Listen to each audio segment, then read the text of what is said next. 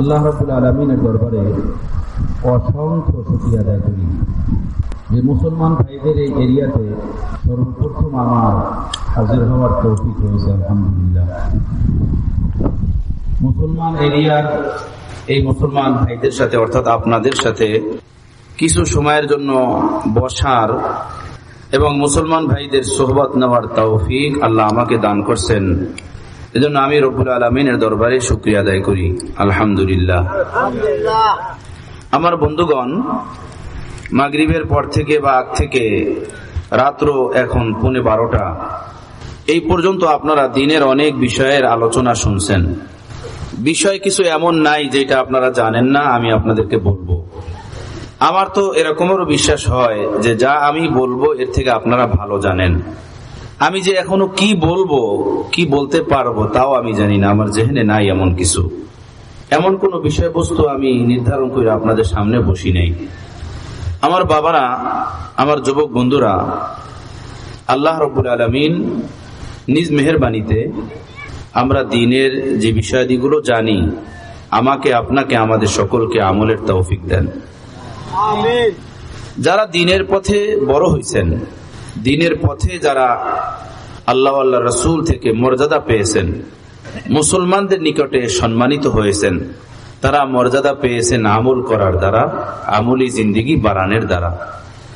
যারা বড় বড় বুজুর্গানে দিন অতীতকালে অতিবাহিত হয়ে গেছেন, যাদের নাম আমরা সম্মানের সাথে নেই, ওই মানুষগুলো আমলের দ্বারা বড় হয়েছেন, ইমানের দ্বারা বড় হয়েছেন। আমল যত ভালো হয়, ইমান তার তত বড় হয়। আমল যত সুন্দর হয়, মানুষের ইমান তত বেশি সুন্দর হয়। আমলি মানুষ আমলের দ্বারা আগে বেড়ে গেছেন। আর এখনো যদি কেউ আগে বাড়তে চায়, রাস্তা এটাই, আল্লাহ ওয়ালা রাসূলের সম্পূর্ণ ইতাআত, অনুসরণ, ইত্তেবা। সবরোজ সকাল সন্ধ্যার প্রতিটা কাজে, প্রতিটা ক্ষেত্রে আল্লাহ ও আল্লাহ রাসূলকে সন্তুষ্ট রাখা, এটি একমাত্র রাস্তা। এছাড়া বিকল্প কোনো রাস্তা নাই। আমার ভাইয়েরা, আমার বন্ধুরা, দুনিয়া কামানোর জন্য মেহনত লাগে। মেহনত ছাড়া দুনিয়া কামানো যায় না, যায়? মেহনত ছাড়া খেতিবাড়ি তৈরি হয়, ক্ষেত খামারে ফসলাদি আসে না। আখিরাতের জন্য কষ্ট করতে হয়, অর্থাৎ আল্লাহমুখী এমন একটা জীবন বানানোর জন্য অনেক মুজাহাদা, অনেক মেহনত, অনেক কষ্ট করতে হয়। রব্বুল আলামিন স্বয়ং নিজে কোরআনে পাকের ভিতরে বলেন, মান আমিলা সালিহাম মিন যাকারিন আও উনসা ওয়া হুয়া মুমিনুন ফালানুহিয়ান্নাহু হায়াতান তাইয়্যিবা।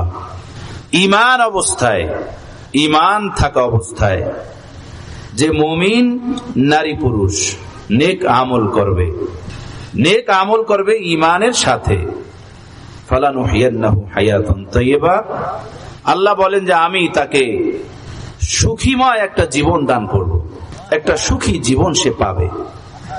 সুবহানাল্লাহি ওয়া বিহামদি। এই পৃথিবীতে, এই জমিনের উপরে সুখ চায় না, শান্তি চায় না, আরাম চায় না, এমন কোন মানুষ আছে বলেন?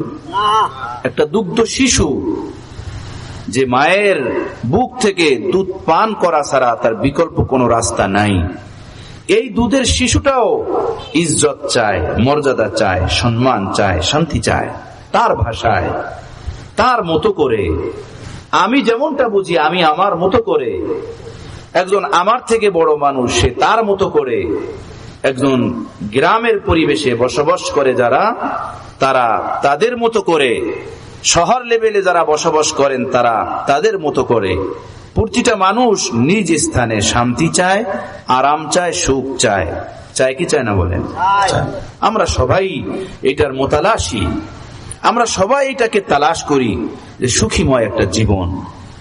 ভাই, সুইজারল্যান্ড ঘড়ি বানায়, জাপান, জার্মান ঘড়ি বানায়, এয়ার কন্ডিশন পাংখা বানায়, এরপরে এর উপরে গ্যারান্টির কার্ড লাগায় যে এই মালটার গ্যারান্টি এত বছর।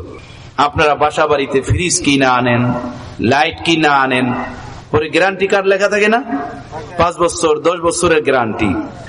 বন্ধু, আমার ভাইয়েরা, তো এই জাপান, জার্মান এরা বা আমাদের দেশ কোম্পানি যে মালগুলো বানায় ওর উপরে একটা লেবেল লাগাইয়া দেয় যে এটা গ্যারান্টি এত বছরের। এই গ্যারান্টি দেয় কি হিসাবে? এই হিসাবে যারা এই জিনিসটা বানালেন তারা জানেন যে এই জিনিসটার ভিতরে আমি কি দিছি, কি দেওয়া হয়েছে, কতদিনে এই জিনিসটা নষ্ট হবে না, এমন একটা তাদের ধারণা থাকে। ওই ধারণা অনুযায়ী তারা গ্যারান্টি দেন।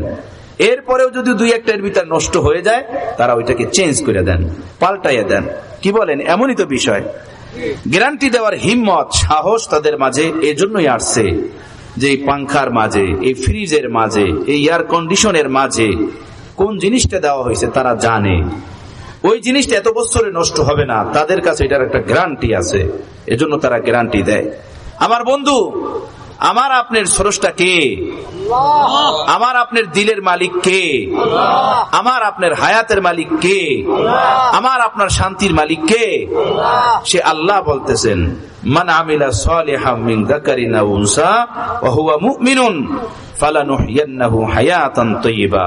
যে ঈমানের হালাতে, ঈমান রেখে নেক আমল করবে, আমি এমন নারী পুরুষকে সুখীময় একটা জীবন দান করব। সুবহানাল্লাহ। আল্লাহ আমার আপনার সুখ শান্তির বিষয়টা জানেন, ভিতর বাহির জানেন, অতীত হাল ভবিষ্যৎ জানেন, বর্তমানও জানেন, অতীতও জানেন, ভবিষ্যতে কি হবে না না হবে আমার আপনার আল্লাহ জানেন। সে আল্লাহ বলতেছেন, বান্দারা বান্দিরা শোন, তোরা দিলের কানে শোন, আমার আওয়াজ তারা শোন, তোরা শোন, আমার কালাম তোরা শোন। সুখীময় জীবন তোরা চাস, প্রতিটা মানুষ চায়। তো সুখ শান্তি নির্ভর করবে আমার বন্দিগির উপরে, আমার ইতাআতের উপরে, আমাকে রাজি খুশি করার উপরে। যদি আমাকে রাজি খুশি করতে পারো, ঈমান রাখা অবস্থাতে নেক আমল করতে পারো, তো আমি আল্লাহ তোদের সাথে ওয়াদা করলাম, আমি তোদেরকে সুখীময় একটা জীবন দান করবো। সুবহানাল্লাহ। আমার বন্ধুরা, আমার ভাইয়েরা, নেক আমল বলে কাকে? নামাজ নেক আমল, রোজা নেক আমল, হজ নেক আমল, ওয়াজ নসিহত নেক আমল, দাড়ি রাখা নেক আমল, পর্দা পুশিতা করা নেক আমল, হালাল খাওয়া নেক আমল, মিথ্যা না বলা নেক আমল, এই সবগুলোকে বলে নেক আমল। আমরা যেটাকে নেক আমল মনে করি, বুঝি, তাই না? কিন্তু কোরআনের পরিভাষায় নেক আমল কাকে বলে সেটা শোনেন।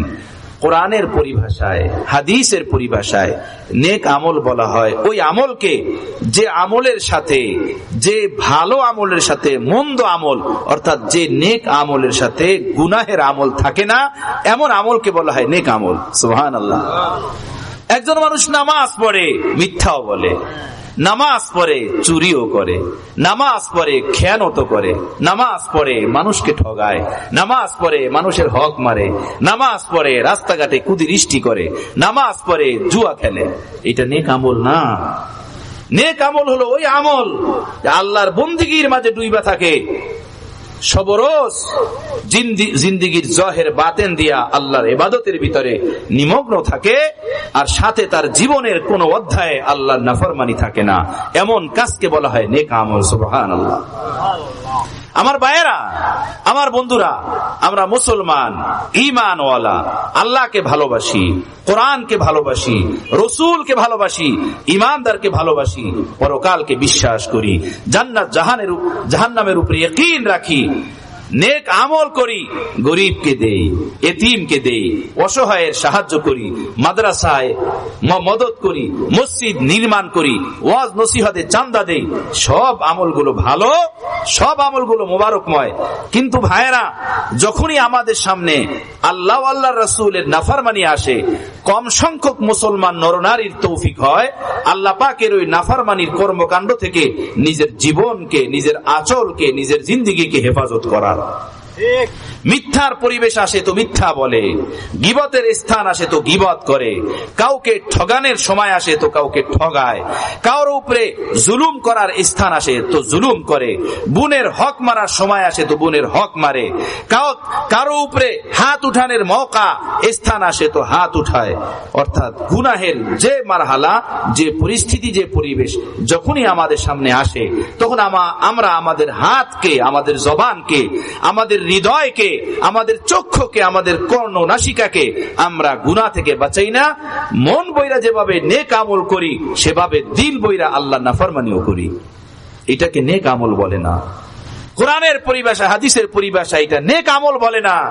নেক আমল বলা হয় ওই আমলকে যে আমলের সাথে আল্লাহর নাফরমানি থাকে না, আল্লাহর অবাধ্যে, রসুলের অবাধ্যের কোনো কাজ থাকে না। আমার কথাটা কি আপনারা বুঝতে পারছেন আমার ভাইয়েরা? একজন মানুষ জেলে নদীতে সে মাছ ধরে, তো দেখবেন যারা নদীতে মাছ ধরে বা খালের ভিতরে মাছ ধরে, বিভিন্ন ধরনের জাল তারা পাতে, পরে একটা ভাণ্ড রাখে।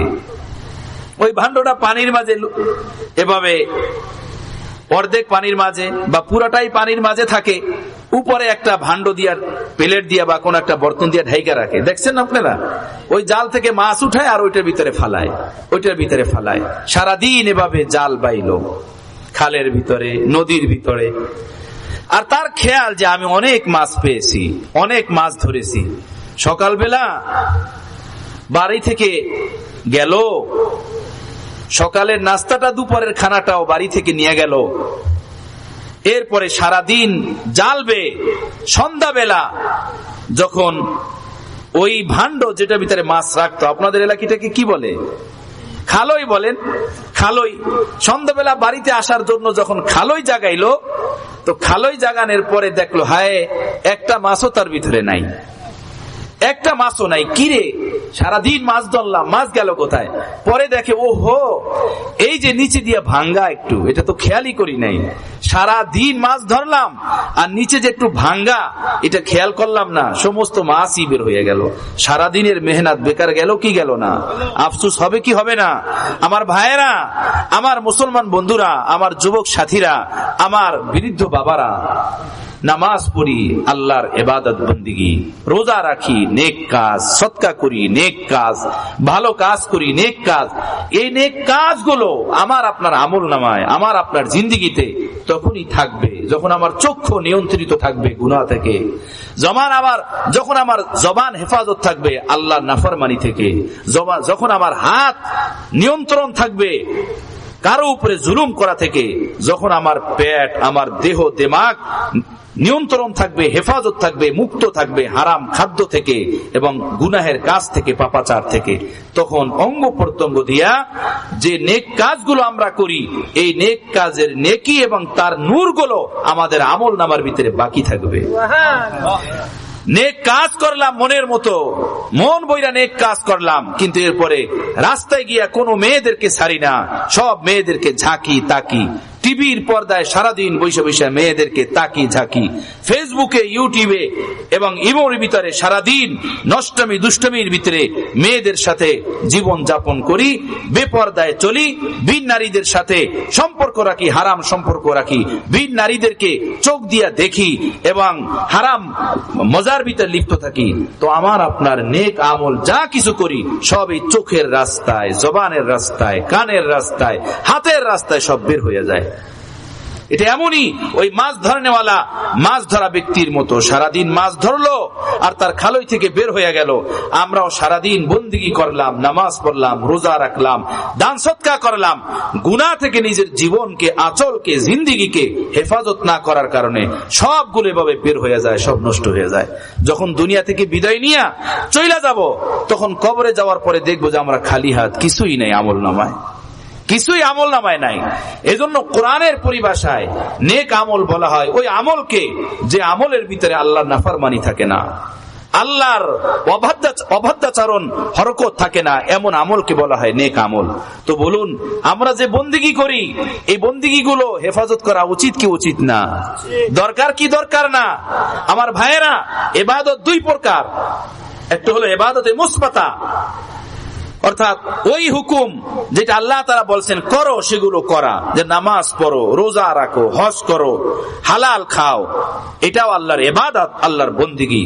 আর একটা আল্লাহ পাকের বন্দিগি হলো এই যে চুরি কইরো না, জেনা কইরো না, নেশা কইরো না, মিথ্যা বইলো না, গীবত কইরো না, কাউকে ঠগাইও না, কার উপরে জুলুম কইরো না, মা বাবাকে কষ্ট দিও না, স্ত্রীকে বকাঝকা কইরো না, স্ত্রীর উপরে জুলুম কইরো না, পাড়া প্রতিবেশীর হক মাইরো না, কার উপরে অন্যায় ভাবে জবান দারাজি কইরো না, জবান দিয়া বকাবাজি কইরো না। এটাও ইবাদত। এই কাজগুলো সেভাবেই ফরজ যেভাবে নামাজ পড়া ফরজ, যেভাবে রোজা রাখা ফরজ, যেভাবে হজ করা ফরজ। কথাটা বুঝতেছেন আমার ভাইয়েরা? কিন্তু মুসলমান সমাজের ম্যাক্সিমাম মুসলমান ভাইয়েরা, নরনারীরা নামাজ পড়াকে ইবাদত মনে করে, হজ করাকে ইবাদত মনে করে, উমরা করাকে ইবাদত মনে করে, মসজিদ মাদ্রাসাতে চাঁদা দেওয়াকে বন্দিগি মনে করে। কিন্তু গুনাহ থেকে জবানকে হেফাজত করা, পাপ থেকে, অন্যায় থেকে, কুদৃষ্টি থেকে চক্ষুকে হেফাজত করা, জুলুম থেকে নিজের হাতকে হেফাজত করা, কাউকে ঠগানো থেকে নিজের মাল ও দৌলতকে হেফাজত করা, নিজের জিন্দেগিকে হেফাজত করা, এইটাকে বন্দিগি মনে করে না, এইটাকে ইবাদত মনে করে না। কথাটা বুঝতেছেন? এগুলো ব্যাপক। মুষ্টিমেয় কয়েকটা ইবাদতকে শুধু আমরা বন্দিগি মনে করি এবং মুসলমানের কর্মকাণ্ড মনে করি। আল্লাহ তাআলা কোরআনে পাকের ভিতরে জন্য বলেন, মান আমিলা সালিহাম মিন যাকারিন আও উনসা, তোমাদের মধ্য থেকে যে কেউ নারী হোক কিংবা পুরুষ যদি নেক আমল করে এমত অবস্থায় যে তার মাঝে ঈমান আছে, তো আল্লাহ বলেন ফালানুহিয়ান্নাহু, অবশ্যই অবশ্যই তাকে আমি সুখীময় জীবন দান করব। কার জীবনে সুখ আছে বলেন তো? কে সুখী এই দুনিয়াতে? কে? আমার প্যারে মুর্শিদ কুতুবে আলম আরিফ বিল্লাহ রুমে জামানা হযরত মাওলানা শাহ হাকিম মোহাম্মদ আখতার সাহেব নওয়ারুল্লাহ মারকাদাহু বলতেন, যে ব্যক্তি আল্লাহকে 1% নারাজ করে রাখছে কোন হুকুমের কারণে, সে 1% অশান্তির ভিতরে জীবন যাপন করে। যে 2% সে 2%, যে 50% সে 50%, যে মানুষটা যে কয় পার্সেন্ট আল্লাহ আল্লাহ রাসূলের হুকুম ভাইয়া আল্লাহ আল্লাহ রাসূলের নাফরমানির ভিতরে জীবন যাপন করে, আল্লাহ তাকে সেই কয় পার্সেন্ট এই দুনিয়াতে অশান্তিতে রাখছেন, শান্তিতে নাই। এজন্য ভাইয়েরা, খানা খাদ্যের অভাবে নাই, মাল ও দৌলতের অভাবে কম মানুষই সমাজে বসবাস করে, কিন্তু শান্তির অভাবে সবাই লাইগা আছে। শান্তি নাই, আরাম নাই, স্ত্রীর সাথে বনাবন্তি নাই, মা বাবার সাথে সুসম্পর্ক নাই, ভাই ভাই মহব্বত নাই, শ্বশুর বাড়ির সাথে ভালো সম্পর্ক নাই, চাচার সাথে দ্বন্দ্ব, ভাইয়ের সাথে দ্বন্দ্ব, পাড়া প্রতিবেশীর সাথে সাপ বেজির এক সম্পর্ক হইয়া জীবন যাপন করতেছে। এমন কেন? যার যাত্রা শেষে খাই, যার যাত্রা শেষে কামাই, তারপর এত দ্বন্দ্ব কেন, এত কলহ কেন, এত বিগ্রহ কেন? আল্লাহ নাফরমানি করার কারণে আল্লাহ পাক এক এক দিক থেকে আমাদের জীবন কিভাবে অশান্তি করে রাখছেন। কথাটা বুঝতেছেন আমার ভাইয়েরা, আমার বন্ধুরা? আল্লাহ আমাদেরকে আমলের তৌফিক দান করেন। এই জমানাতে সবচেয়ে ভয়ঙ্কর যে গুনাহটা আমার পীর মুর্শিদ রহমাতুল্লাহ আলাইহি বলতেন, সেটা হলো চোখের গুনাহ, কুদৃষ্টি, ভিন নারীদেরকে দেখা, ভিন নারীদের জন্য ভিন পুরুষদেরকে দেখা। এটা হলো এই জমানার ক্যান্সার, এই জমানার করোনা, চোখের গুনাহ, কুদৃষ্টি। বাসের সিটে বসে আছেন, সেখানে দেখবেন বাস দাড়িওয়ালা, দাড়ি ছাড়া, মুরব্বী, জওয়ান, যুবক, হার তপ্তার ছেলে মেয়ে নারী, শুধু মোবাইল আর মোবাইল, মোবাইল আর মোবাইল। রাতে শুয়ে আছে, বৈশা আছে, মসজিদে, মাদ্রাসাতে, পুকুর পারে, ঘাটলাতে, গাছের তলাতে, পার্কে, মাদ্রাসাতে, মসজিদে, এখানে ওখানে, যেখানে দেখবেন একই যন্ত্রণা, শুধু হাতে মোবাইল আর সারাদিন ফেসবুক আর ইউটিউব, ফেসবুক আর ইউটিউব, ফেসবুক আর ইউটিউব। সারাদিন এই পাপ, এই অন্যায়ের ভিতরে লিপ্ত, এই গুনাহের ভিতরে লিপ্ত। পর্দানিশী নারীরা, নামাজি বন্ধুরা, নামাজি বাবারা, নামাজি ভাইয়েরা এর ভিতরে লিপ্ত সমান হারে। আর এটাকে কোনো গুনাহ মনে করে না, এটাকে কোনো পাপই মনে করে না, চোখের গুনাহকে কোনো গুনাহই মনে করে না। অথচ ভিন নারীদের দিকে তাকানো পুরুষের জন্য এটা হারাম, চোখের জিনা। কোরআনে পাকে আল্লাহ বলেছেন, কুল্লিল মুমিনিনা ইয়াগুযু মিন আবসারিহিম ওয়া ইয়াহফাযু ফুরুজাহুম। হে নবী, আপনি মুমিন পুরুষদেরকে বলেন তারা যেন নিজের দৃষ্টিকে নিচে রাখে, নিচের দিকে তাকায়া নজর যেন রাখে। এখন রাস্তা গেলে ডানে বামে, সামনে পিছনে কাউকে ছাড়ে না। কে গেল, প্রতিটা মানুষকে তার দেখতে হবে। আল্লাহ নবী হযরতে আলীকে হাত ধরে বলছেন, আলী, জান্নাতে তোমার যে ঘরটা হবে, তোমার ঘরটা জান্নাতে আমার ঘরের সামনাসামনি হবে। জান্নাতে তোমার ঘরটা আমার ঘরের সামনাসামনি। শুধু জান্নাতে যাবা তা না, জান্নাতে তোমার ঘরটা আমার ঘরের সামনে হবে। সুবহানাল্লাহ।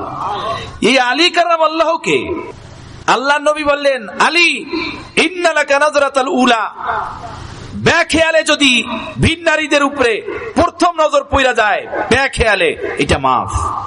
দ্বিতীয় নজর আর তোমার জন্য জায়েজ নেই, হারাম। এই বেখেয়ালের ব্যাখ্যা কি? রাস্তায় হাঁটলাম, পড়লো আর নিচে নিলাম, পড়লো আবার নিচে, পড়লো আবার নিচে, এটার নাম বেখেয়াল? এটার নাম বেখেয়াল না। হাদিস মুহাদ্দিসিনদের জবান থেকে বুঝতে হয় বেখেয়াল কাকে বলে। মুহাদ্দিসিনরা বলেন বেখেয়াল হলো এই এমন স্থান যেখানে শতভাগ নিরাপদ আছে যে কোনো নারী এখানে আসবে না, আমার নজর তার উপরে পড়বে না, এটা শতভাগ একদম নিশ্চিত।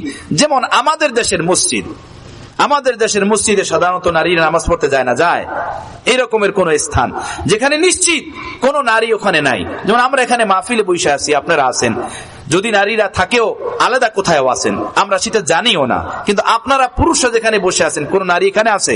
নাই। কিন্তু হঠাৎ যদি কোন নারী এখানে এসে যায় আর কোন পুরুষের নজর সেখানে তার উপরে পড়ে যায়, এটা হলো বেখেয়ালে, এটা হলো হঠাৎ নজর, নজরে ফুজা যেটাকে হাদিসের ভাষায় বলা হয়েছে, হঠাৎ নজর, আচানক নজর, অনিচ্ছার নজর।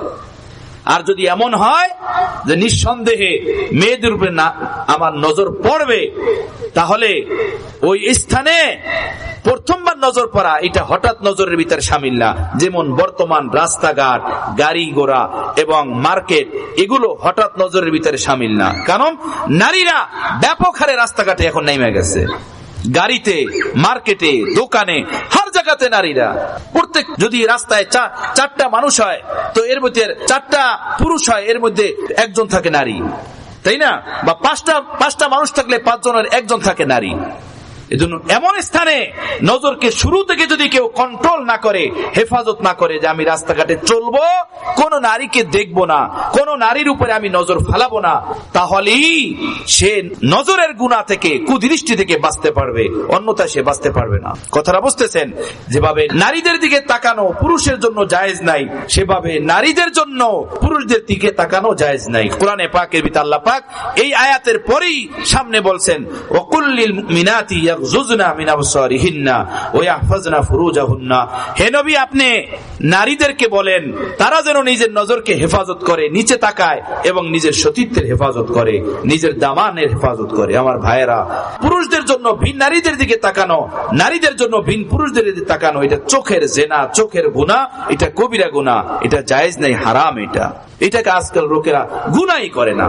হাজী সাহেব, গাজী সাহেব, মৌলানা সাহেব, ঘরের ভিতরে পর্দা নাই, এটা সবচেয়ে বড় কঠিন কাজ।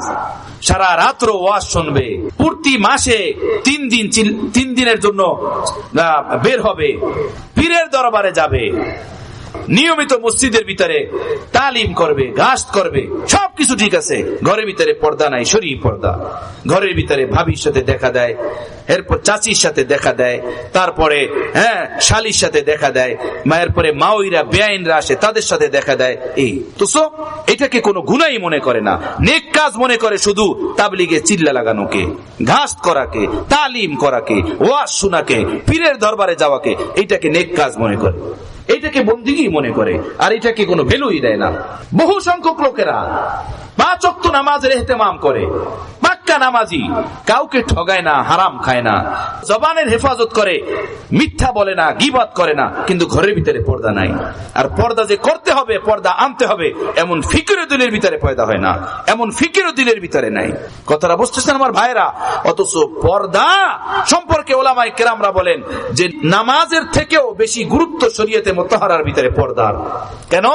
এজন্য নামাজের সম্পর্ক একজন ব্যক্তির নিজের জাতের সাথে। নামাজ পড়লে সে নেকি পাবে, নামাজ না পড়লে সে গুনাহগার হবে, আল্লাহ মাফ না করলে জাহান্নামে যাবে। আর পর্দার সম্পর্ক ঘরের সাথে, সমাজের সাথে, সামাজিক জীবন ব্যবস্থার সাথে, মুআশারাতের সাথে।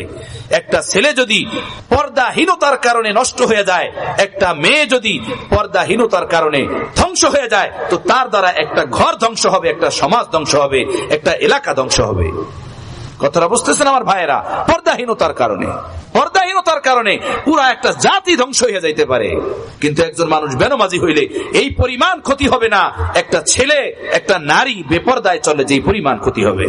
কথাটা বুঝতেছেন আমার ভাইয়েরা, আমার বন্ধুরা? কিন্তু এটা কি সমাজের লোকেরা গুনাহ মনে করে?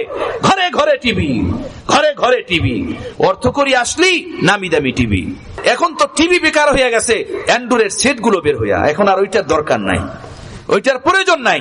যে কারো মোবাইল খুলবেন তার ভিতরে চাচির ছবি, চাচতো বোনের ছবি, মামাতো বোনের ছবি, খালাতো বোনের ছবি, ভাবির ছবি, অমুক নায়িকার ছবি, অমুক নায়কের ছবি, অমুক রাষ্ট্রের অমুক গায়কের ছবি, তামাম পাপাচার অন্যায় দ্বারা মোবাইল ভরা, মেমোরি ভরা। আর এগুলো নিবিড়ে বসে বসে পাপগুলো করতে থাকে। রাতের গভীরে কামরা নির্জনে একা বসে আছে, সেখানে পাপ, সেখানে অন্যায়, কেউ দেখে না। আহা जो करता है तू चुप कर अहले जहां से, कोई देखता है तुझे आसमां से, चूरियां आंखों की और सीनों की राज, जानता है तू सबको ऐ बेनियाज। বন্ধু, যা তুমি গোপনে গোপনে এই জমিনে বসে করো, আসমান ওয়ালা আসমান থেকে তোমাকে দেখে।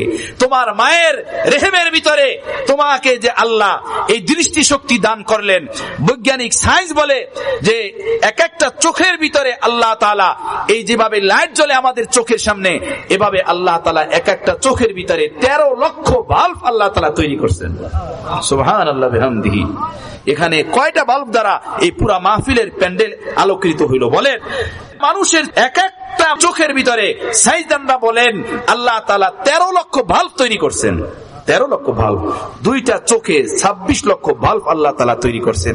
মায়ের রেহেমে যে রব্বুল আলামিন এই চক্ষু দিলেন, আল্লাহর কাছে আবেদন করি নাই, জানতাম না এই দৃষ্টি শক্তি নিয়ে দুনিয়াতে আসবো নাকি দৃষ্টি শক্তি হারায়া দুনিয়াতে আসবো।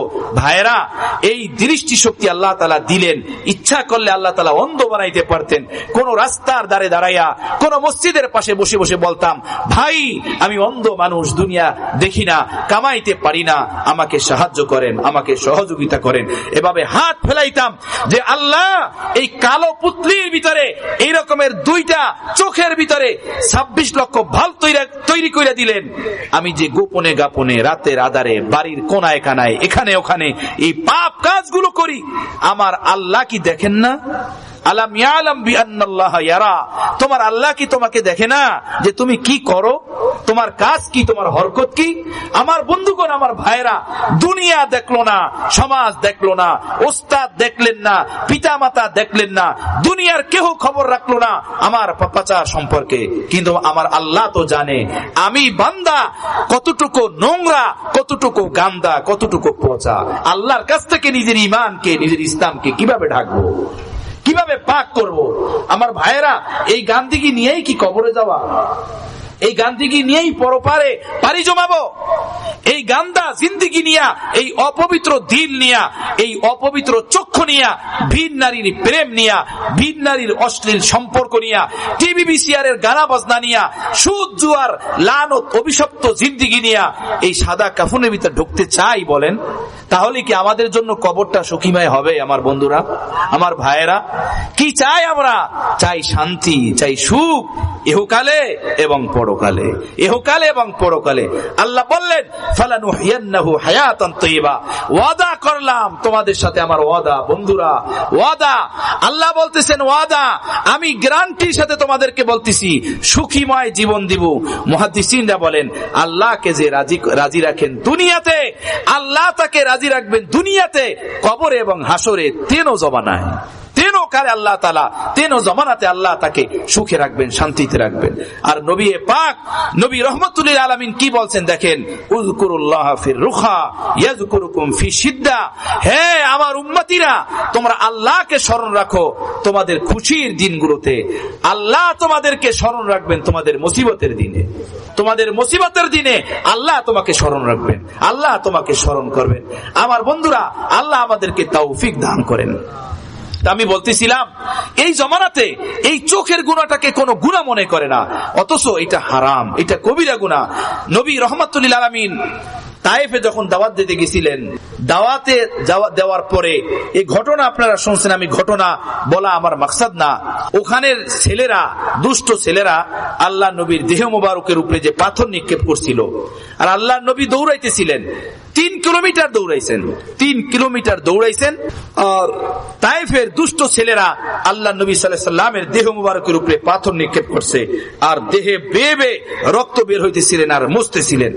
3 কিলোমিটার দৌড়াইয়া সাইবা মক্কার আল্লাহর নবীর শত্রু জানের দুশমন সাইবার আঙ্গুরের বাগানের ভিতরে ঢুইকা আল্লাহর নবী বেহুশ হয়ে পড়ে গেছেন।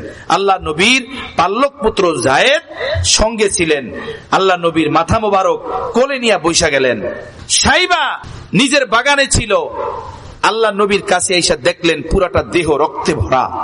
নিজের দিলের ভিতরে এক মায়া, এক মমতা জায়গা উঠছে, কারণ উনিও কোরাইশি, আল্লাহ নবীও কোরাইশি। নিজের বাগানের আঙ্গুর নিজে হাত দিয়ে ছেড়ছে, চিপড়াইয়া শরবত বানাইছে।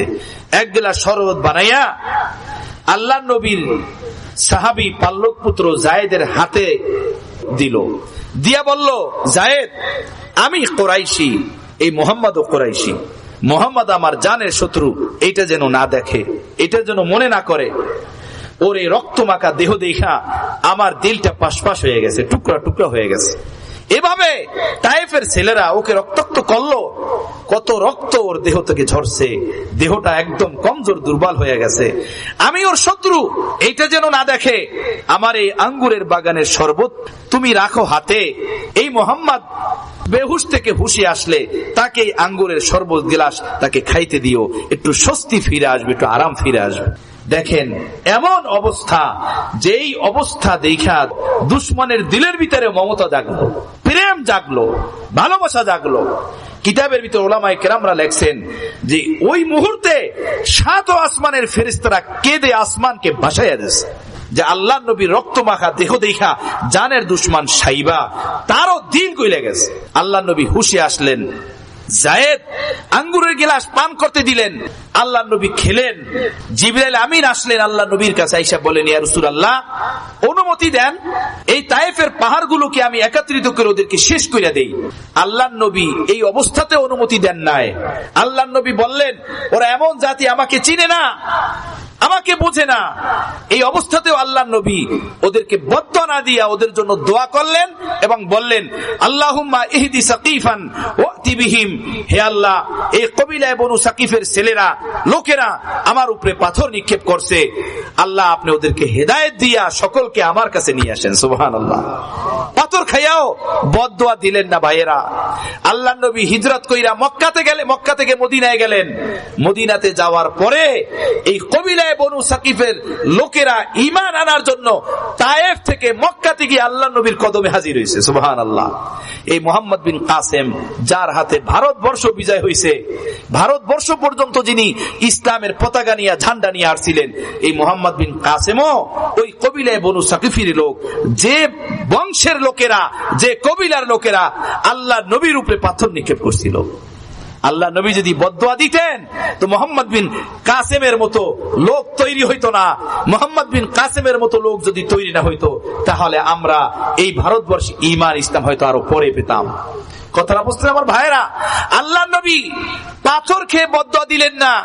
কিন্তু আমার বন্ধুরা, আমার পর্দার আড়ালের মা ও বোনেরা, এই রহমাতুল লিল আলামিন, এই রহমতের নবী, দয়ার নবী, উনি বললেন, লানাল্লাহু নাযিরা ওয়াল মানজুরা ইলাইহি, হে আল্লাহ, আপনি আপনার গজব, আপনার অভিশাপ ওই পুরুষের উপরে ফালান যে পুরুষ কুদৃষ্টি করে, চোখ দিয়া বিন নারীদেরকে দেখে, রাস্তাঘাটে হোক, টিভির পর্দায় হোক, মোবাইলে হোক, ফেসবুকে হোক। আর ওই নারীদের উপরে আপনার গজব ফালান, অভিশাপ ফালান যারা পুরুষদেরকে দেখার সুযোগ করে দেয়। নাউজুবিল্লাহি মিন যালিক। পাথর খাইয়া বদদুয়া দিলেন না। এমন দয়ার নবী, মায়ার নবী, সেই নবী এই কুদৃষ্টি করেনেওয়ালা নারী পুরুষের উপরে বদদুয়া করলেন, অভিশাপ, হালাক হয়ে যাওয়ার, ধ্বংস হয়ে যাওয়ার অভিশাপ দিলেন। নাউজুবিল্লাহি মিন যালিক। বলেন, এটা কোনো ছোটখাটো গুনাহ? এটা কোনো মামুলি গুনাহ? এ থেকে তওবা করা উচিত কি উচিত না? এর থেকে হেফাজত হওয়া উচিত কি উচিত না? ভাইরা, আমার বন্ধুরা, ভাবির সাথে পর্দা করি নাই 30 বছর পর্যন্ত, এখন কেমনে করবো, শরমে বাঁচে না। চাচির সামনে গেছে 20 বছর পর্যন্ত, 40 বছর পর্যন্ত, এখন দাড়ি পাইকে গেছে বা বয়স 50 বছর হয়ে গেছে, এখন কেমনে যাব? ভাইরা, একটা কথা বুঝুন, একজন মানুষের ক্যান্সার হইলে না, ক্যান্সার হয়েছে 5 বছর আগে, ধরা পড়ছে 5 বছর পরে, তো ধরা পড়ার পরেই তো এটার চিকিৎসা হয়, নাকি বলেন? না ধরা পড়ার আগেই গিয়ে চিকিৎসা করে। একজন মানুষের লিভার নষ্ট হয়েছে আরো 5 বছর আগে, ডাক্তার দেখানোর পরে ডাক্তার চিকিৎসা কইরা রিপোর্ট নিয়ে চেক আপ করে দেখলেন যে আপনার এই লিভারের সমস্যা আজ থেকে 5 বছর আগে হয়েছে।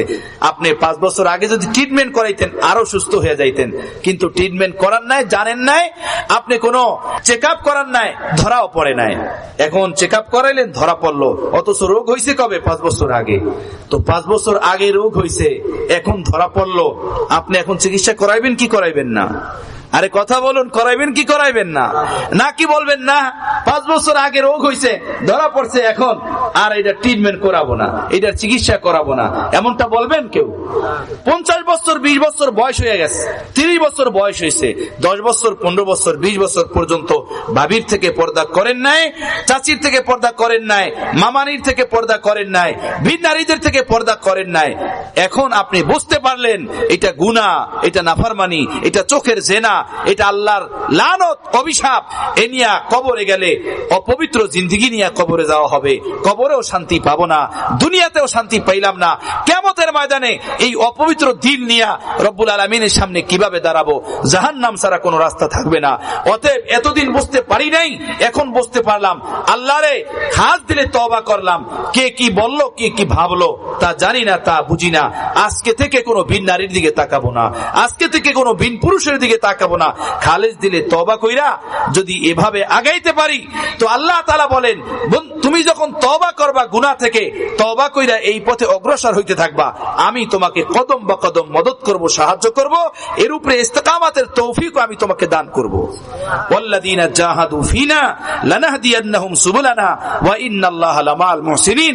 আমার পথে অগ্রসর হওয়ার, আমার পথে চলার, আমার রাজি খুশিওয়ালা জীবন যাপনের যদি হিম্মত, ফিকির, চিন্তা, চেতনা, মুজাহাদা তোমার ভিতরে থাকে, তো আমি আল্লাহ তোমাকে তৌফিক দান করব।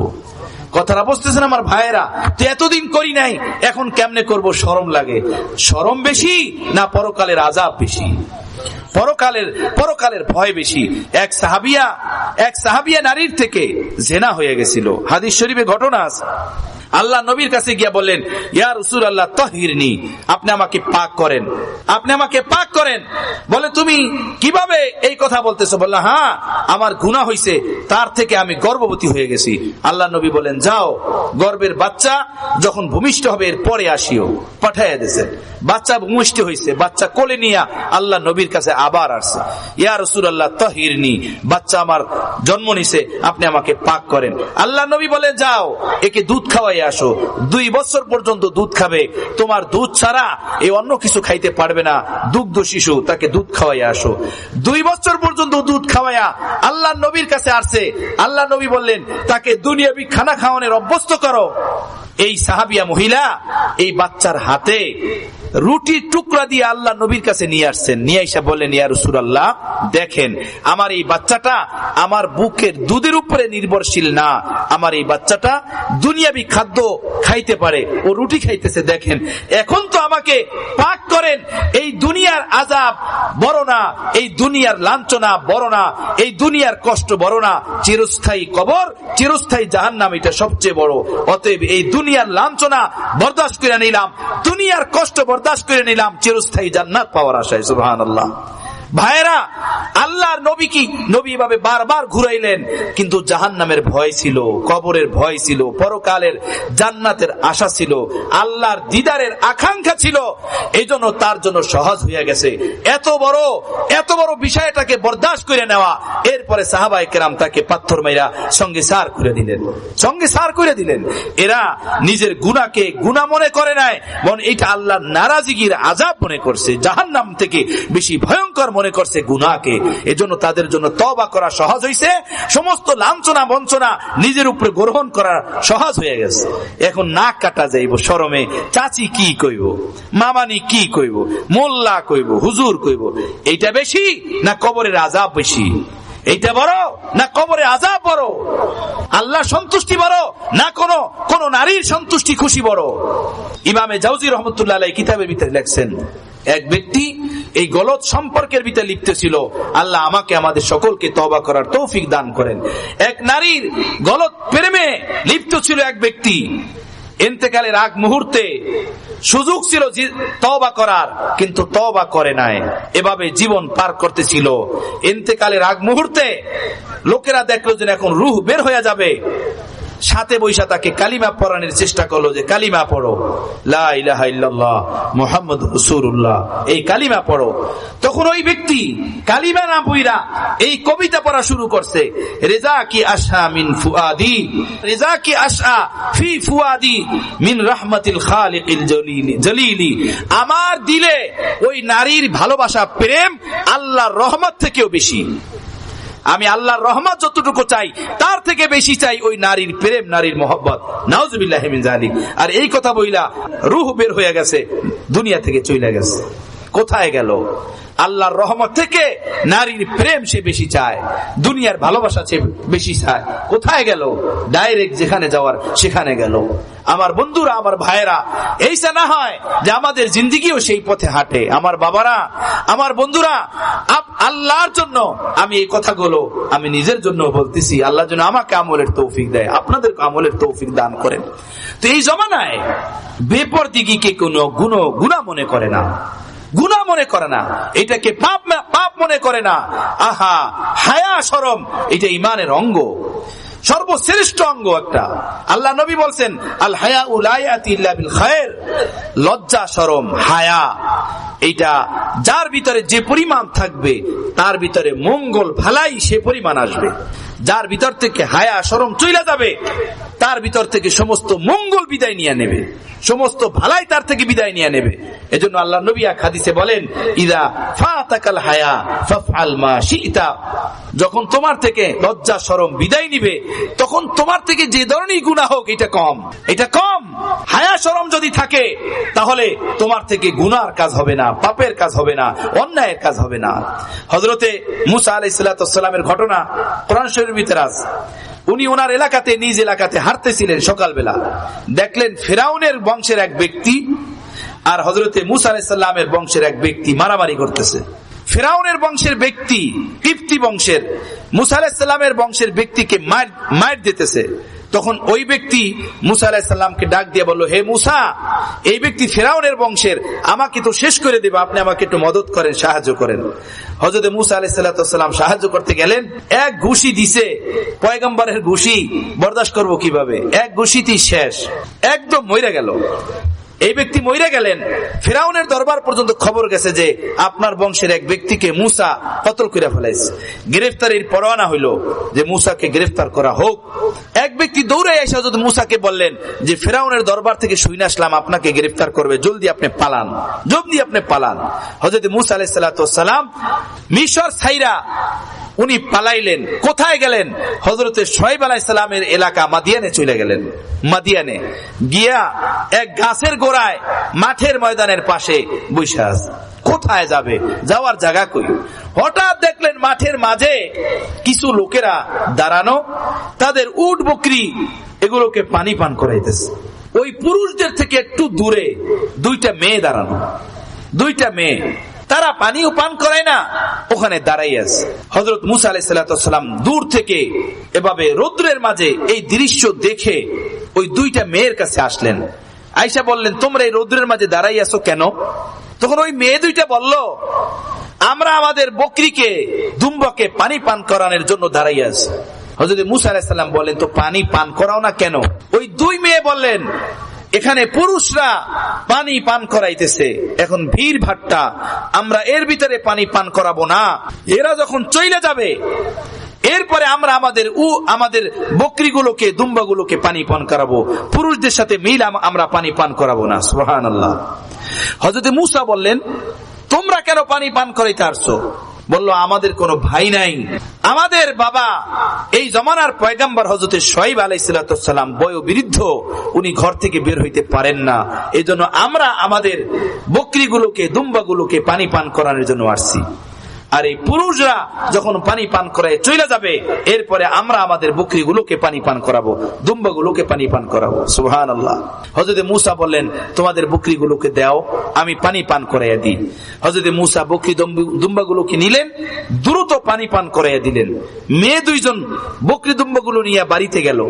বাবা শুআয়ব আলাইহিস সালাম দেখলেন প্রতিদিন মেয়েরা যে সময় ঘরে আসে আজকে তার আগে আসছে।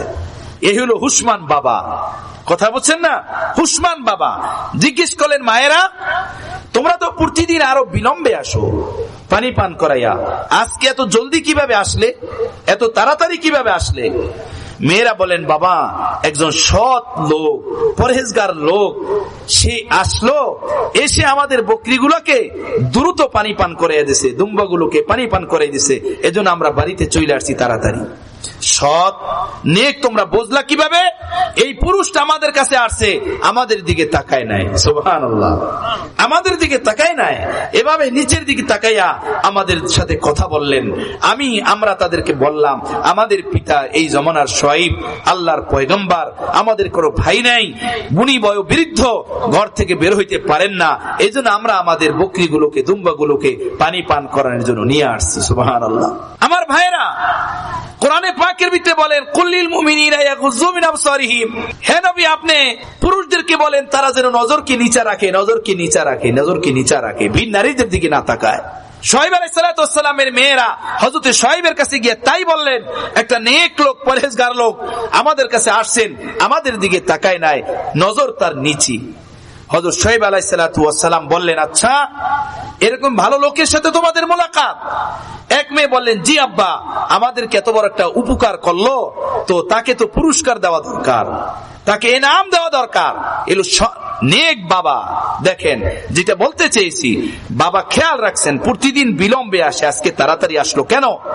সবক এখানে বাবা মায়ের জন্য সন্তানের প্রতি ভাবে হুশমান হওয়া উচিত, কোথায় যায়, কি করে, কখন যায়, কখন আসে, এই খেয়াল রাখা দরকার। এইটা না গেল চাচার বাড়িতে, গেল নানার বাড়িতে, গেল খালার বাড়িতে, আর কোনো খবর নাই। কথাটা বুঝতেছেন?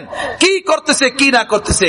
একটা থাকে ছোট্ট সময়, হ্যাঁ নাবালেক সময়, আর একটা হলো ছেলে বড় হয়ে গেছে, মেয়ে বড় হয়ে গেছে, এরা কোথায় গেল, কোথায় কি করলো, এটা খবরগিরি করা বাবার দায়িত্ব, মায়ের দায়িত্ব।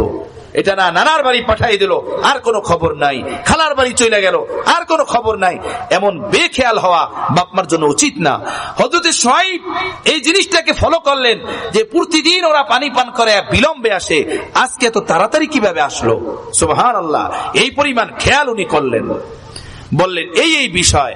এরপরে হযরত শুআয়ব আলাইহিস সালাম বলেন ঠিক আছে, তাহলে তাকে ডাইকা নিয়ে এসো, আমরা তাকে প্রতিদান দিব। তো হযরত শুআয়ব আলাইহিস সালামের এক মেয়ে হযরত মূসাকে ডাকতে কিভাবে আসছেন, আল্লাহ তাআলা সূরাতুল কসাসের ভিতরে ওই কাইফিয়াত, ওই অবস্থা, ওই হালাত, ওই মঞ্জার, এটা আল্লাহ তাআলা বর্ণনা করেছেন।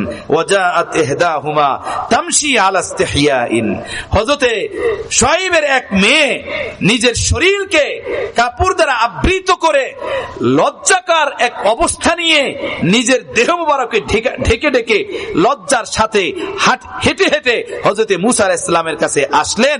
আয়েশা বললেন আপনার আব্বা আপনাকে সালাম জানাইছে, আপনার আব্বা আপনাকে যাওয়ার জন্য বলছে। সুবহানাল্লাহ।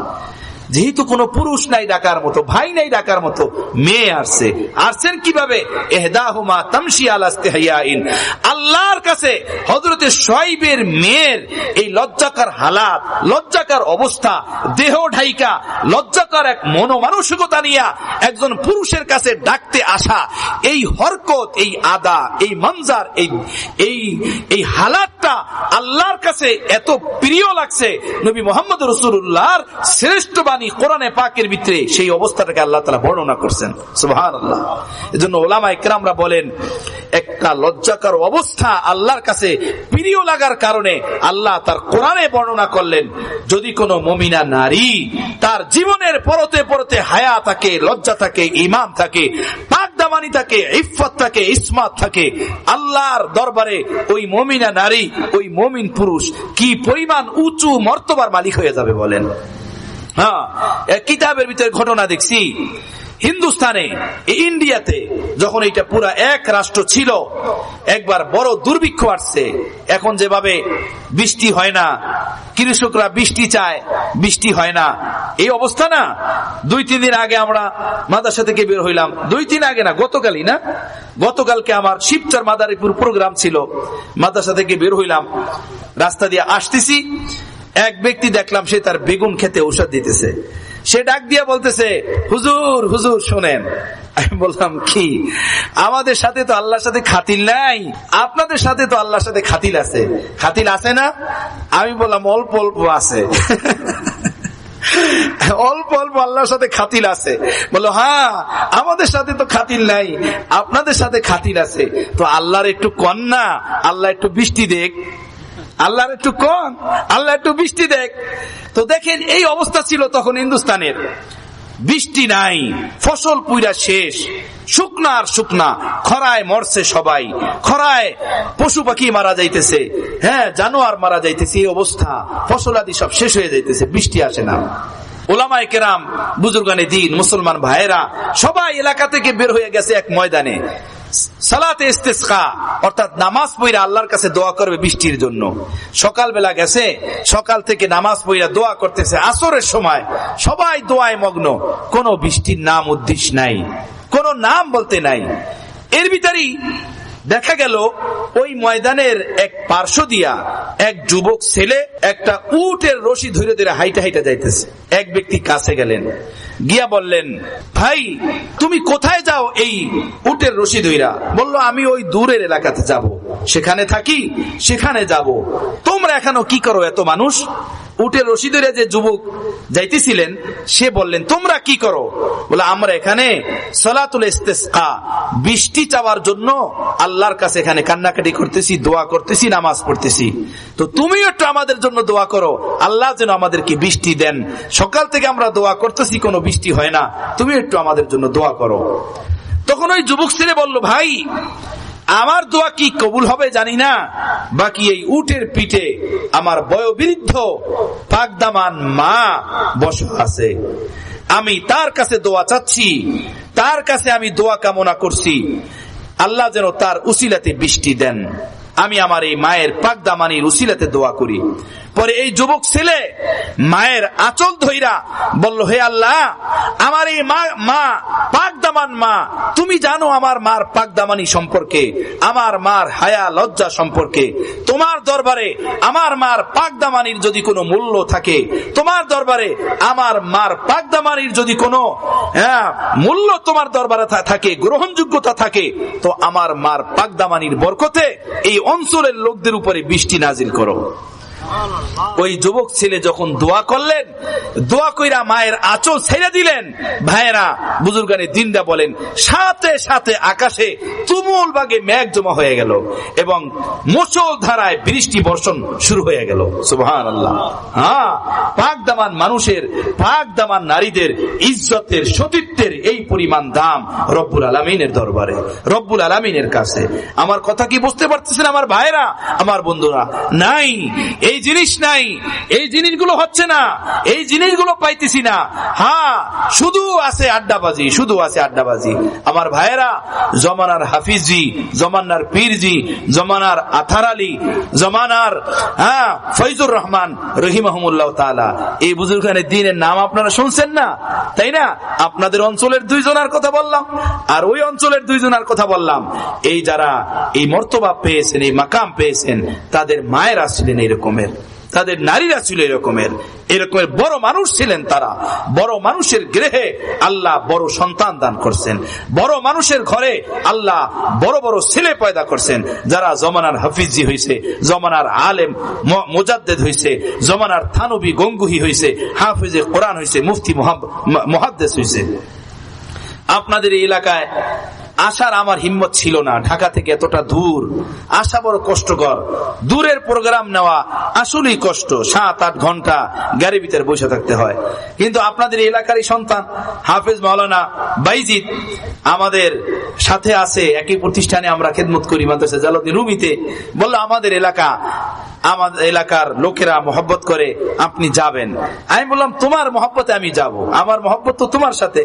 যাই হোক, তো আসার জন্য যখন প্রস্তুতি নিলাম, তো আপনাদের এলাকার নাম দেখলাম বেকার কান্দি, পোস্টারে বেকার কান্দা, পোস্টারে বেকার কান্দা নাম দেখা আমি বললাম, আল্লাহ এই বেকার কান্দায় এত হাফেজে কোরআন, এত মাওলানা, এত আল্লাহর ওলিরা ওখানে। মাওলানা বাইজিদরা 13 ভাই বোন, এর ভিতরে 11 ভাই বোন হাফেজ, সুবহানাল্লাহ বিহামদি। আরো এর চাচতো ভাইরা, জ্যাঠাতো ভাইরা আলেম হাফেজ শুনলাম আইসা, মাশাআল্লাহ। তো এটা বেকার কান্দা কেমনে হইলো? তো পুরোটা কারিকার। ये बेकार तो नहीं है बल्कि बाकार है, कारिकार है। এই বেকার কান্দা এক মায়ের গৃহে 13টা সন্তানের ভিতরে 11টা সন্তানই কোরআনের হাফেজ, সুবহানাল্লাহ বিহামদি। এটা মামুলি বিষয় না। রাজার রাজমুকুট শেষ হয়ে যায়, রাজার রাজ ধন ভান্ডার খতম হয়ে যায়, এই দুনিয়ার মাটি কাদা খায়া মাটি করে দেয়, এই কবর সবকিছুকে শেষ করে দেয়। আমি ইসলামাবাদে, পাকিস্তানের রাজধানী ইসলামাবাদে দেখেছি আইয়ুব খানের কবর, জিয়াউল হকের কবর এবং ভুট্টো সাহেবের কবর। পাকিস্তান পিরিয়ডে এই তিনজন এই দেশের প্রধান ছিলেন, তাই না? প্রেসিডেন্ট ছিলেন। আপনার নাম শুনছেন না? ওখানে ফয়সাল মসজিদের সামনে এই 3 জনের কবর একসাথে, জিয়াউল হক সাহেবের এবং আইয়ুব খান সাহেব এবং জেনারেল ভুট্টো সাহেব, এদের 3 জনের কবর পাশাপাশি। আমার সাথে বন্ধুরা ছিলেন যখন আমরা ওখানে গেছিলাম, সফরে ভ্রমণে গেছিলাম দেখার জন্য। আমি বললাম, দেখো এই কবরগুলোর দিকে তাকাও আর কবরস্থানের একটা সাধারণ কবরের দিকে তাকাও, কি ব্যবধান আছে। কোথায় আইয়ুব খানের ওই ধাপট, কোথায় তার শাসন, কোথায় তাদের রাজগদি আর রাজমুকুট, কোথায় তাদের আইয়াসি আর বিলাসিতা, কোথায় তাদের আরাম আয়েশ এবং অস্ত্রের ঝংকার, অর্থের গরম গরিমা কোথায়? কবরের মাটি খাইয়া সব শেষ করে দিছে, সব ধ্বংস হয়ে গেছে। কিন্তু ভাইরা, আল্লাহর এই দিন তা কিয়ামত জমিনে আছে এবং কিয়ামত পর্যন্ত জমিনে থাকবে। হ্যাঁ, একজন হাফেজে কোরআন কেউ পয়দা করে দেখাক, একজন মুফতি মুহাদ্দিস কেউ পয়দা করে দেখাক, এ তো রব্বুল আলামিনের করুণা। নাহার সিনারা রাজেদানি ধ্যান, নাহার দিদারা দিদাবানি ধ্যান। আল্লাহ রব্বুল আলামিন তার এই ঐশী বাণী, হেদায়েতের ঐশী বাণী, কোরআন ও সুন্নাহের জ্ঞান, এটা যে কারো সিনায় আল্লাহ তাআলা দেন না, যে কারো গৃহে আল্লাহ তাআলা এটা দেন না। আল্লাহ তাআলা সব দিলের ভিতরে কোরআনের জ্ঞান থাকার যোগ্যতা রাখে না। যে কারো দিলে, যে কারো ঘরে এমন নসিব হয় না। মক্কার লোকেরা তো তাই চাইছিল, এখানের ধনাট্যবান আমরা, জমিদার আমরা, নেতা আমরা, আর নবুয়তের মর্তবা পাবে আব্দুল্লাহর পুত্র এতিম সন্তান মুহাম্মদ। এটা কিভাবে হইতে পারে? এতিম অসহায়, তার ঘরে আসমানি ঐশীবাণী তার ঘরে যাইবে কেন? আমরা এলাকার নেতা, আমরা এলাকার নেতৃত্ব দেই, আমরা সমাজ দেশ এবং জাতির সেবক, আমরা পাবো যা কিছু পাওয়ার, সে কেন পাবে? কিন্তু আল্লাহ বলেন, আমার রিসালাতের হেদায়েতের বাণী আমি যেখানে ইচ্ছা সেখানে রাখি। তো আমার বন্ধুরা, আমার ভাইরা, এই বেকার কান্দাতে মাশাআল্লাহ এত হাফেজে কোরআন, এত আলেমে দ্বীন, এত মুফতিয়ানে কেরাম, মাশাআল্লাহ শুইনা খুশি লাগলো, বড় ভালো লাগলো। আল্লাহ আপনাদের উপরে রহমতের ভান্ডারকে স্থায়িত করেন। দ্বীনের সাথে আল্লাহ তাআলা আপনাদেরকে আরো জুড়ে থাকার তৌফিক দেন, আপনাদের সন্তানদেরকে দ্বীনের পথে দেন। ভাইরা, সমাজ দেশ ঠিক হবে যখন আমাদের সন্তানরা ঠিক হয়ে যাবে। যখন আমাদের সন্তানরা ঠিক হবে, তখন সমাজ ঠিক হবে, তখন দেশ ঠিক হবে। আর সন্তানরা ঠিক হইতে পারে একজন ভালো মায়ের দ্বারা, একজন ভালো মায়ের ঘরে একজন ভালো সন্তান আসতে পারে।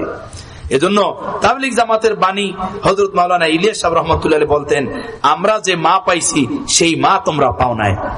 আমরা যে মায়ের দুধ পান করছি সেই মায়ের দুধ তোমরা পান করতে পারো নাই।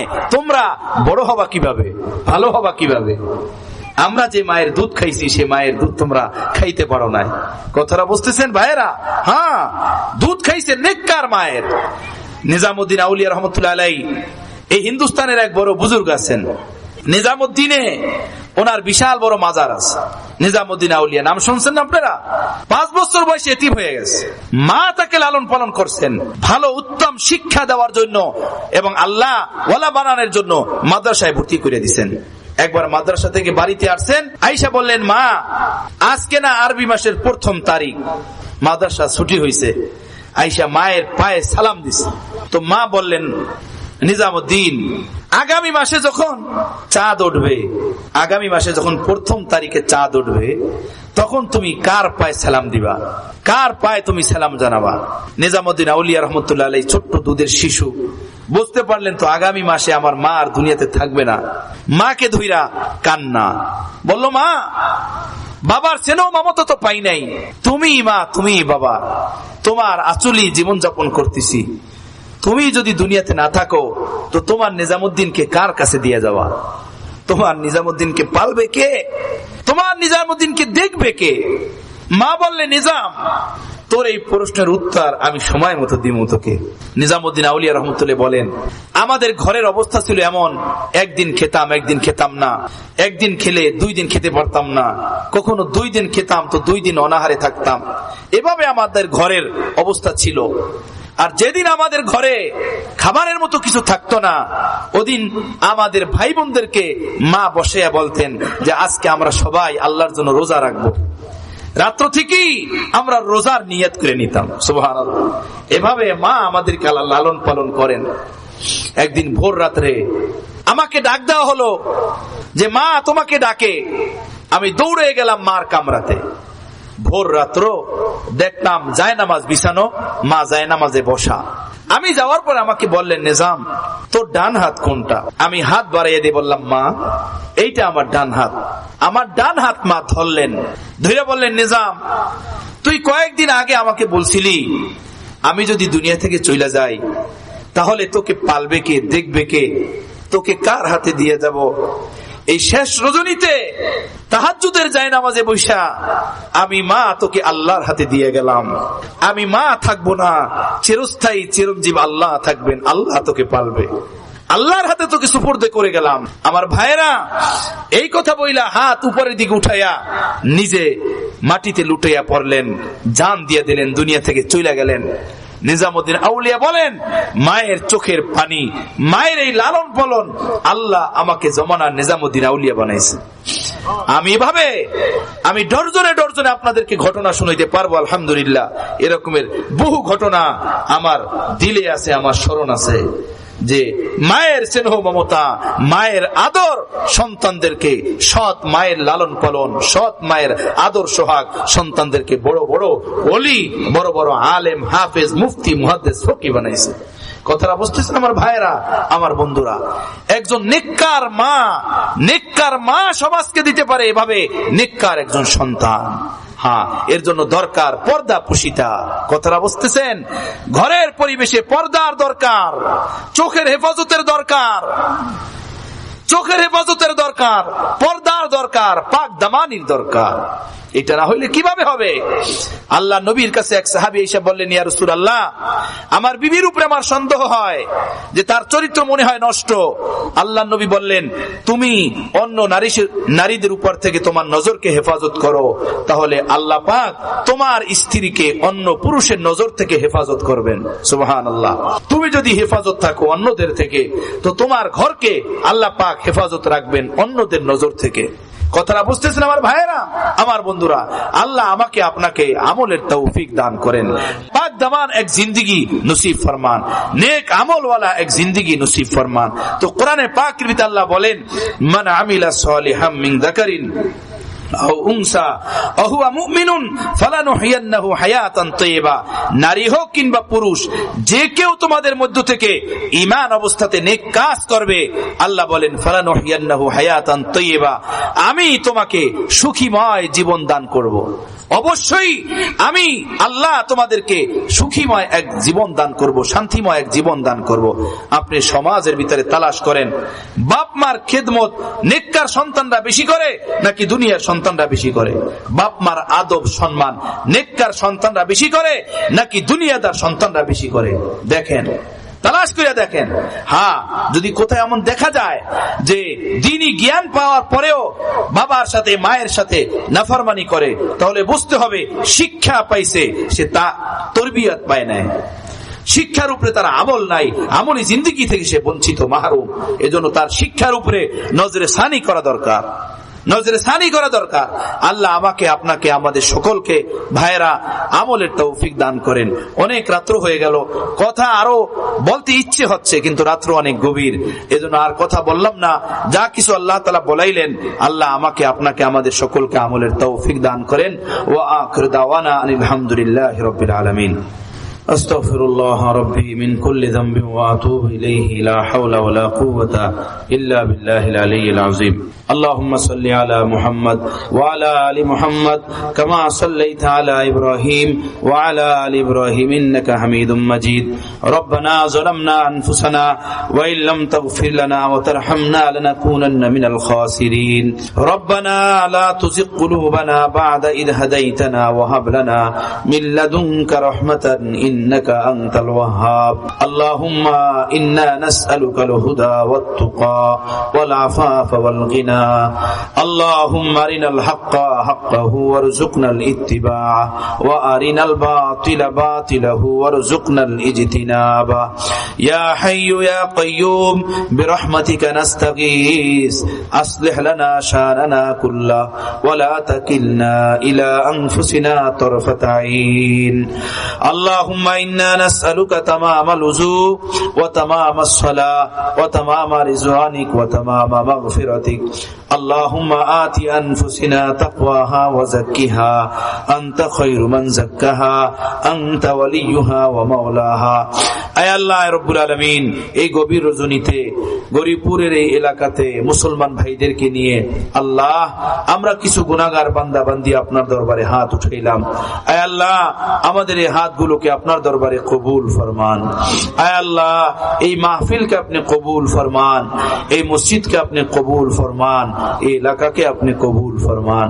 আয় আল্লাহ এই মাহফিলের জন্য, প্রোগ্রামের জন্য এলাকার ভাইয়েরা, বৃদ্ধ বাবারা, যুবক বন্ধুরা যত মেহনত করছেন, কোরবানি করছেন, আল্লাহ সকলের মেহনত কোরবানিকে আপনি কবুল করে নেন। আয় আল্লাহ, আয় রব্বুল আলামিন, মেহেরবানি করে আমাদের জীবনের तमाम গুনাহ খাতা আপনি মাফ করে দেন। জানা অজানা, ইচ্ছায় অনিচ্ছায়, ছোট বড়, রাতের আধারে, দিনের আলোতে, প্রকাশ্যে অপ্রকাশ্যে যত ভুল ত্রুটি আমাদের জীবনে আছে, আয় মালিক তাআলা আমাদের জীবনের तमाम গুনাহ থেকে আমরা তওবা করলাম। আমাদের জীবনের तमाम গুনাহগুলো আপনি মাফ করে দেন। আল্লাহ আপদ মস্তক গুনাহের সাগরে হাবুডুবু খাচ্ছি। আল্লাহ পায়ের নখ থেকে নিয়ে মাথার চুল পর্যন্ত আমরা গুনার সাগরে ডুবে আছি। সকাল সন্ধ্যা দিন রাত 24টা ঘন্টা আমরা পাপের ভিতরে ডুবা। আয় মালিক আপনি আমাদের জিন্দেগির तमाम গুনাহগুলো মাফ করে দেন, মাফ করে দেন। আল্লাহ আপনি মাফ করে দেন। আল্লাহ আমাদের পিতা মাতা, দাদা দাদি, নানা নানি, আপন জন, ভাই ব্রাদার, বন্ধু বান্ধব সকলকে আপনি মাফ করে দেন। জীবিতদেরকে মাফ করে দেন, মৃত্যুদেরকে মাফ করে দেন। পৃথিবীর আনাচে কানাচে যত মুমিন মুসলমান নর নারী মুর্দেগান শুয়ে আছে, আল্লাহ সকলকে মাফ করে দেন। এইসা মুসলমান নর নারী আল্লাহ যাদেরকে জিজ্ঞেস করার মতো কেউ নাই, যাদের জন্য দুনিয়াতে দোয়া করার মতো কেউ নাই, আল্লাহ আপনি তাদেরকে মাফ করে দেন, তাদেরকে ক্ষমা করে দেন। বিশেষভাবে আমাদের আব্বা জান, আম্মা জান, আল্লাহ দাদা জান, দাদি জান, তাদেরকে মাফ করে দেন। যাদের উসিলায় আমরা দ্বীন পেলাম, কোরআন পেলাম, সুন্নাত পেলাম, ইসলাম পেলাম, আল্লাহ সেই সম্মানিত আসাতাজায়ে কেরাম, আমাদের রাস্তায় কেরামদের আসাতাজায়ে কেরাম সিলসিলাওয়ার নবী আলাইহিস সালাতু ওয়াস সালাম পর্যন্ত যত বুজুর্গানে দ্বীন, কোরআনের খাদিমিন, আবিদিন, সালেহিন, কনিন, আরিফিন, কামিলিন, দেওয়ানাগণ অতিবাহিত হয়েছে, আল্লাহ আল্লাহ তাদেরকে আপনি মাফ করে দেন, তাদেরকে আপনি জান্নাতে উঁচু মর্তবা দান করেন। আল্লাহ আমরা দ্বীনের জন্য কিছুই করতে পারি নাই, আমাদের মুরব্বীদের উসিলায়, আমাদের বড়দের উসিলায় আমরা দ্বীন পেয়েছি, কোরআন পেয়েছি। আয় মালিক তাআলা আল্লাহ আল্লাহ আল্লাহ আমাদেরকে আমাদের মুরব্বীদের পথে চলার তৌফিক দান করেন, আমাদের বড়দের পথে চলার তৌফিক দান করেন। গোমরাহি থেকে, পথভ্রষ্টতা থেকে হেফাজত ফরমান। আল্লাহ সঠিক দিন বোঝা নিজের জীবনে, নিজের বুকে ধারণ করার তৌফিক দান করেন। আল্লাহ আপনি আমাদেরকে ক্ষমা করে দেন, আমাদের জীবনের উপরে ক্ষমার দৃষ্টিতে তাকান, মায়ার দৃষ্টিতে তাকান। আল্লাহ বেনমাজি ভাইদেরকে নামাজি বানান, বেদাড়িওয়ালা ভাইদেরকে দাড়িওয়ালা বানান। যাদের ঘরে আমাদের পর্দা পুশিতে নাই, পর্দা পুশিতে দান করেন। আল্লাহ সুদ ঘুষ জুয়ার লানত অভিশপ্ত জিন্দেগির ভিতরে ডুইবা আছি, আল্লাহ এর থেকে তওবা করার তৌফিক দেন। টিভি বিসিআর গানা বাজনা আল্লাহ নেশার ভিতরে ডুইবা আছি, এর থেকে তওবা করার তৌফিক দেন। যাদের ঘরে পর্দা নাই, যাদের ঘরে নারীরা পর্দা করে না, আল্লাহ সেই নারীদেরকে পর্দা করার তৌফিক দেন। আল্লাহ মরার আগে মরার তৌফিক দান করেন, মরার আগে জিন্দেগিকে ঠিক করার তৌফিক দান করেন, জিন্দেগিকে শুধরানোর তৌফিক দান করেন। আল্লাহ আল্লাহ সাদা কাপড় পরার আগে আপনি আমাদের জিন্দেগির আমলগুলোকে সাদা বানাইয়া দেন, পবিত্র বানাইয়া দেন। আল্লাহ আল্লাহ এই এলাকাতে বহু হাফিজে কোরআন, ওলামায়ে কেরাম, মুফতিয়ানে কেরাম, দিনদার ভাইরা আছেন, আল্লাহ এদেরকে আপনি কবুল করেন। এদের দ্বারা এই দেশ ও জাতির খেদমত নেন। এদের ভিতরে হক্কানি আলেম, হাফেজ, মুফতি, মুহাদ্দিস, ফকিহ, দ্বীনের খাদেম, রাহবার পয়দা করেন। আল্লাহ আল্লাহ আমরা যা কিছু চাইলাম আপনি আমাদেরকে দিয়ে দেন। আমাদের মধ্যে যারা অসুস্থ তাদেরকে সুস্থ করে দেন, যারা অভাবী তাদের অভাব দূর করে দেন, যারা ঋণী তাদের ঋণ পরিশোধ করে দেন। আল্লাহ আল্লাহ যাদের ছেলে মেয়েরা অবাধ্যে চলে ছেলে মেয়েদেরকে বাধ্য করে দেন, বেনামাজি সন্তানদেরকে নামাজি বানান। যার যার দিলে নেক মাকাসেদে হাসানা আছে, নেক নেক আশা আছে, সেই আশাগুলোকে আপনি পুরা করে দেন। আল্লাহ পুরা করে দেন। জীবনের পরতে পরতে দ্বীনকে, ইসলামকে, শরীয়তকে বাস্তবায়ন করার তৌফিক দান করেন। আয় প্যারা মালিক আল্লাহ আল্লাহ খানা পিনা, ওঠা বসা, ওযু ইস্তেনদা, লেনদেন, দেওয়া নেওয়া, ভ্রাতৃত্ব, বন্ধুত্ব, ভালোবাসা সব কিছু সুন্নত মতো করার তৌফিক দেন। আল্লাহ সুন্নতি এক নুরানি হায়াত, এক নুরানি জীবন আপনি আমাদেরকে দান করেন। কালিমা যুক্ত জিন্দেগি দান করেন, কালিমা মুক্ত জিন্দেগি দান করেন। আল্লাহ কালিমা মুক্ত জিন্দেগি আপনি আমাদেরকে দান করেন। আমাদের দিলে আল্লাহ গুনাহের কালিমা থাকে না, পাপের কালিমা থাকে না, এমন একটা পবিত্র অন্তরাত্মা আপনি আমাদেরকে নসিব করে দেন। দস্তে বখশা জানেবে জম্বিলে মা, দস্তে বখশা জানেবে জম্বিলে মা, আফরি বর দস্ত বরবাজোয়ে তু, আফরি বর দস্ত বরবাজোয়ে তু, আফরি বর দস্ত বরবাজোয়ে তু। आए लाल आलमी ए बेनियाज, दीन दुनिया में हमारे कारसाज, तू ही माबूद और तू ही मकसूद है, तेरे ही हाथों में खैर वजूद है, हर तरफ से हो के हम खारो तबा, आ पड़े अब तेरे दर पर या इला। निसंदेहे पर्दार आড়ালে অনেক আপনার বান্দিরা হাত উঠাইছে, আল্লাহ তাদেরকে আপনি কবুল করে নেন। আল্লাহ আল্লাহ আমাদের মেয়ে ছেলেদেরকে আপনি কবুল করে নেন। জমানার বাইজিদ, জমানার আল্লাহ শামসুদ্দিন, জমানার জালালউদ্দিন, আল্লাহ জমানার ইমামে গঙ্গুহি, আল্লাহ জমানার হাকিমুল উম্মাহ থানবীর মতো আমাদের সন্তানদের মতো কবুল করেন। আমাদের মেয়েদেরকে রাবেয়ার মতো, খাদিজার মতো, আল্লাহ আল্লাহ উম্মে আয়েশার মতো, উম্মে হাকিমের মতো, উম্মে সালিমের মতো, বখতিয়ার উদ্দিন কাকির মায়ের মতো, বরফ আব্দুল কাদের জেলানির মায়ের মতো, নিজামুদ্দিনের মায়ের মতো আমাদের স্ত্রীদেরকে, আমাদের সন্তানদেরকে আপনি কবুল করে নেন আল্লাহ, কবুল করে নেন আল্লাহ, কবুল করে নেন আল্লাহ, কবুল করে নেন, কবুল করে নেন। আল্লাহ আল্লাহ যা কিছু চাইলাম আপনি আমাদেরকে দিয়ে দেন, যা চাইতে পারি না আমাদের প্রয়োজন দিয়ে দেন। এই এলাকাতে যত মুর্দেগান কবর শুয়ে আছে আল্লাহ তাদেরকে মাফ করে দেন, তাদেরকে জান্নাতবাসী করেন। এই মসজিদকে যারা পরিচালনা করেন আল্লাহ তাদের জিন্দেগিতে বরকত দেন। এই মসজিদের জন্য যারা জায়গা দিয়েছেন আল্লাহ এবং শ্রম দেন, অর্থ দেন, অতীতে যারা দিয়েছেন, বর্তমানে যারা দিতেছেন আল্লাহ সকলকে আপনি কবুল করেন, উত্তম আজর দেন, উত্তম প্রতিদান আপনি তাদেরকে দান করেন। আল্লাহ আল্লাহ আমাদের দোয়া মোনাজাত সাইয়্যিদুল মুরসালিন নবী রহমত রহমাতুল লিল আলামিনের উসিলায় বরকতে তোফায়েলে কবুল ফরমান, কবুল ফরমান। আল্লাহ মাদ্রাসায় জালালউদ্দিন রুমিকে আপনি কবুল করেন, তার ডানে বামে পিছনে আল্লাহ দূর দূর পর্যন্ত যত জায়গা আছে সব জায়গাগুলো মাদ্রাসায় রুমির জন্য আপনি কবুল করেন রব্বুল আলামিন। আপনি মুসাফিরের দোয়া কবুল করেন আল্লাহ, মুসাফিরের দোয়া কবুল হয় আপনি বলছেন। আল্লাহ আল্লাহ আপনার কাছে ফরিয়াদ করি আল্লাহ, উত্তরে বাড়িঘর পর্যন্ত, দক্ষিণে ওই রাস্তা পর্যন্ত, পূবে রাস্তা পর্যন্ত তাম জায়গাগুলো মাদ্রাসায় জালালউদ্দিন রুমি খানকায় চিশতি ইমদাদিয়ার জন্য আপনি কবুল ফরমান, কবুল ফরমান। গায়েব থেকে অসংখ্য নাজ নিয়ামত বারাকাত আপনি আল্লাহ আপনি মঞ্জুর করেন, আল্লাহ মঞ্জুর করেন আল্লাহ। দিন দুগ্নি রাত চুগনি তরক্কি উন্নতি দান করেন আল্লাহ। আহবাবদেরকে আপনার দেওয়ানা আশিক বানাইয়া দেন আল্লাহ। যারা মোহব্বত করে আপনি তাদেরকেও মোহব্বত ফরমান। ওয়া সাল্লাল্লাহু তাআলা আলা খায়রি খালকিহি মুহাম্মাদিন ওয়া আলিহি ওয়া আসহাবিহি আজমাইন। আমিন আমিন আমিন। ওয়ারহামনা মাআহুম বিরহমাতিকা ইয়া আরহামার রাহিমিন।